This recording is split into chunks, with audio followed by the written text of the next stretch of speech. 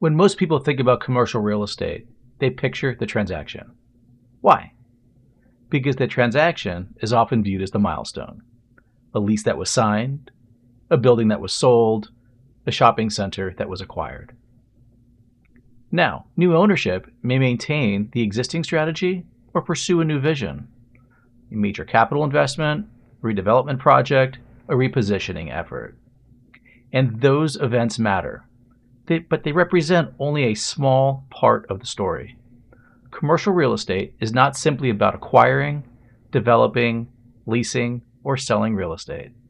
It's about executing plans, operating the built environment, and managing the many parts involved in owning and operating commercial real estate assets. And that's where things become much more interesting. Because what ultimately determines performance is not the transaction itself, it's what happens after the transaction. The decisions, the planning, the maintenance, the tenant relationships, the risk management, the construction projects. Every one of them influences how a property performs. That is where commercial real estate becomes far more than a transaction. Consider tenant relationships.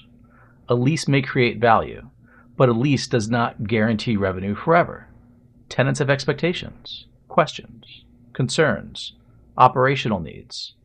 Sometimes, a single unresolved issue can influence a tenant's perception of the property. A maintenance request that is ignored, a communication breakdown, a reoccurring operational problem.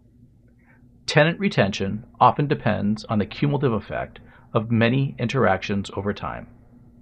And tenant retention can have a significant impact on occupancy, revenue stability, and long-term asset performance.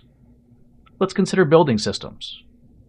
Buildings are complex physical assets made up of many interconnected systems. You have HVAC systems, fire alarm systems, roofing systems, elevators, electrical infrastructure. Most people rarely think about these systems until something goes wrong. Yet these systems influence tenant satisfaction, operational reliability, safety, risk, and long-term asset performance. Every one of them requires oversight, maintenance, planning, and investment. Lastly, let's consider risk management. Many risks do not emerge overnight.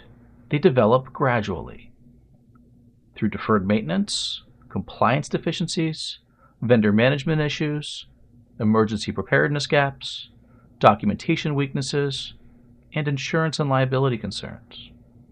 Some risks remain hidden for years. Others become visible only after an incident occurs.